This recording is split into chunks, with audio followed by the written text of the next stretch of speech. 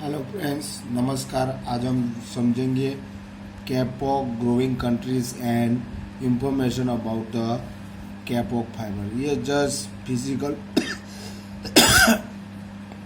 ये जो है इसमें फिजिकल प्रॉपर्टी के बारे में बताया गया है, बराबर। तो हम पहले शुरू करते हैं कैपॉक ग्रोइंग कंट्रीज। कौन कौन सी कंपनी में कैपॉक फाइबर की ग्रोइंग होती है। तो kapok trees are growing in forest for following countries. ज़्यादातर ये जो कैपॉक फाइबर वो कहाँ में मिलता है आपको, फॉरेस्ट में, जंगल में आपको मिल जाएगा। अफ्रीका अफ्रीकन कंट्रीज में नाइजीरिया है, मोजाम्बिक है और तांजानिया है, बराबर। ये तीन देश में आपको ये मिल जाएगा। कौन कौन सी है अफ्रीकन कंट्रीज में? नाइजीरिया, मोजाम्बिक एंड तांजानिया, बराबर। 3 कंट्री में आपको मिल जाएगा। और एशियन कंट्री में कौन कौन से मिलेगा आपको? श्रीलंका में मिलेगा, इंडोनेशिया में मिलेगा, थाईलैंड में मिलेगा, वियतनाम में मिलेगा और फिलीपींस में आपको मिलेगा, बराबर। ज़्यादातर अपने इंडिया में ये पाया नहीं जाता है, मगर ये कंपनी में ज़्यादा पाया जाता है, बराबर। अब साउथ अमेरिका कंट्रीज में भी ये पाया जाता है, जो है ब्राज़ील है, इक्वाडोर है, कोस्टारिका है। ये मोस्ट इम्पोर्टेंट है, बराबर, कोस्टारिका एंड पे, बराबर। तो इतने टाइप के कंट्री है जिसमें हम कैपॉक फाइबर की ग्रोइंग हम पा सकते हैं, बराबर। अब हम चलते हैं information about the kapok fibre. ये बेसिकली यहाँ पे आपको दिया गया है physical property of kapok fibre. तो आज हम सिर्फ समझेंगे physical property of kapok fibre. This tree can grow up to the 100 metres of. जो कैपॉक फाइबर का ग्रो रहता है वो कितना रहता है? 100 मीटर तक लंबा रहता है। कैपॉक फाइबर की जो ट्री रहती है बेसिकली ये प्लांट है उसका, मगर ये कहाँ से मिलता है? ट्री में से मिलता है आपको, बराबर। This tree can be alive for 3000 year, बराबर। ये जो ट्री है वो कितने साल तक जीवित रहता है? वो 300 साल तक ये ट्री जीवित रहता है। The trunks of the kapok can be reach to 3 metres of diameter. जो वो तो मैं डायग्राम नहीं दिखा पाया, मगर जो उसका ट्रंक रहता है कैपॉक फाइबर का, जो बंच रहता है वो कितना रहता है? 3 मीटर तक का रहता है। कितना रहता है? 3 metres of diameter. Kapok tree does not get damage during the kapok fibre harvesting.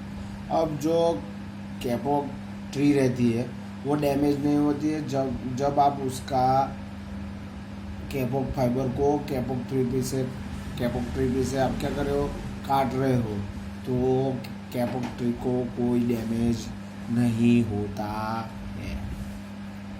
The kapok tree does not require the incentives and the artificial irrigation, बराबर।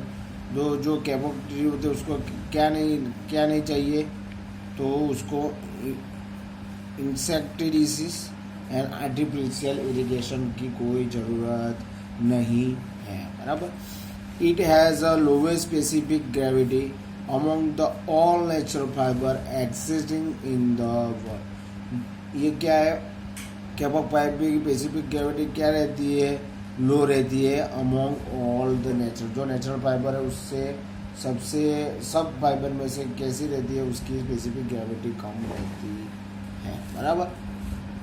Since kapok fibre are covered with the thin film of the wax that prevents the insects and tiny organism, बराबर। ये जो एक type के bacteria है, बराबर। तो जो सिंस कैपॉक फाइबर क्या कवर होता है? जो thin film of the wax, अब उसके ऊपर थोड़ा सा जो वैक्स का लेयर कर देंगे तो वो बैक्टीरिया से बच जाएगा। तो बैक्टीरिया का इफेक्ट कैपॉक फाइबर पे नहीं होगा। जो अगर आपने thin film of the wax उसके ऊपर डाल दिए तो कैपॉक फाइबर जो इंसेक्ट और टीनी ऑर्गेनिज्म है, ये क्या है? बैक्टीरिया से कोई डैमेज नहीं होता है। बैक्टीरिया का 2 नाम है, बराबर। Kapok is fully ecological fibre. कैसा है? इलॉजिकल फाइबर है, बराबर। कैपॉक फाइबर ये मोस्ट इम्पोर्टेंट पॉइंट है, तो ध्यान रखना। Kapok fibre is fully ecological fibre. It has a good insulating property, बराबर। क्या है? Good insulating property. क्यों गुड इंसुलेटिंग प्रॉपर्टी है? तो यहाँ पे दिया गया in winter it keeps warmth in. जो विंटर में रहता है, बराबर, उसको आपको क्या रखेगा, वार्मथ लगेगा, बराबर। And while in summer it prevents heat, जो विंटर होगा इसमें आपको ठंडी से बचाव होगा, और जब गर्मी आएगा तो वो क्या करेगा, गर्मी से भी आपको बचाएगा। तो दोनों सीजन में, विंटर और समर में, दोनों में ये यूज होता है, इसलिए मोस्ट इम्पोर्टेंट है कैपोक फाइबर, बराबर। It is use for acoustic and thermal insulation. किस में यूज होता है ये, एक्ोस्टिक और थर्मल इंसुलेशन में यूज होता है। Kapok flotation ability is 14 times better than the cork, बराबर। जो कैपोक फाइबर का फ्लोटेशन एबिलिटी रहता है वो फ्लोटेशन बेटर रहता है किससे, क्रॉक से, बराबर। Kapok is recommended for people who are allergic to dust mite, since the kapok fiber contains the substance that dust might dislike, therefore they are do not disturb the breed in it, बराबर। तो यहाँ पे क्या दिखाया है, kapok is recommended for people, kapok fibre क्या है, kapok is recommended है और मानस के लिए, who are allergic to the dust mite, जो डस्ट की एलर्जी रहती है उसके लिए। Since the kapok fibre contain the substance that dust mites dislike, वो जो सब्सटेंस जिसके कैपोक फाइबर में रहता है वो क्या करता है, डस्ट को डिसलाइक करता है, and therefore there are not breed in it, बराबर, वो आपको ब्रीड नहीं करता है, बराबर। अगर आपको मेरा ये फिजिकल प्रॉपर्टी ऑफ कैपोक फाइबर में आपको कुछ समझन आई है और आपको अच्छा लगा है तो ज़रूर लाइक और सब्सक्राइब कीजिए। थैंक यू, शेयर करना मत भूलिए।